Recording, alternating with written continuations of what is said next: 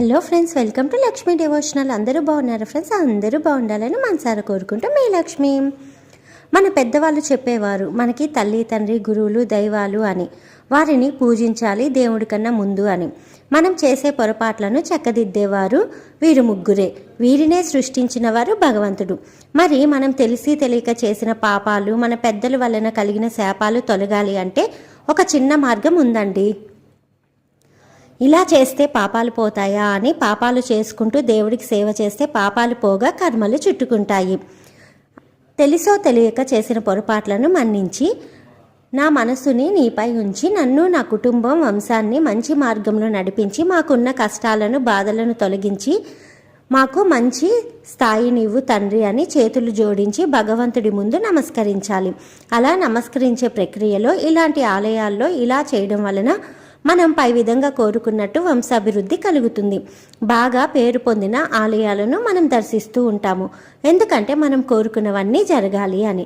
కానీ మన వంశాభివృద్ధి కలిగి పూర్వీకులు చేసిన పాపాలు, శాపాలు తొలగే మహత్కార్యం ఏంటంటే మీ చుట్టుపక్కల దేవుని ప్రతిష్ఠించి నిత్య దీపారాధనకు నోచుకొని ఆలయాలు ఉంటే మీకు ప్రతి నిత్యం వీలైతే, లేదంటే కనీసం మంగళ, శుక్ర, శనివారాల్లో ఆలయాల్లో శుభ్రం చేసి దీపారాధన చేసి నైవేద్యం పెట్టి హారతిస్తూ ఉండడం వలన, లేదు ఆలయానికి వెళ్ళే టైం లేదు అనుకుంటే ఎవరైనా ఆలయాన్ని చూసుకుంటూ ఉంటే వారికైనా దీపారాధన నూనెను, పువ్వులు, నైవేద్యంకి డబ్బులను ఇస్తూ నెలకొకసారి అయినా ఆ ఆలయంలో దైవ దర్శనం చేసుకొని రండి. ఇలా చేయడం వలన మన పూర్వీకులు, మనము తెలిసి తెలియక చేసిన పొరపాట్లకు కర్మఫలం తగ్గి మన వంశంలో ఉన్న అందరికీ అభివృద్ధి బాగుంటుంది. దినదిన అభివృద్ధి చెందుతూ మన పైన భగవంతుడి పరిపూర్ణ కటాక్షాలు ఉంటాయన్నమాట.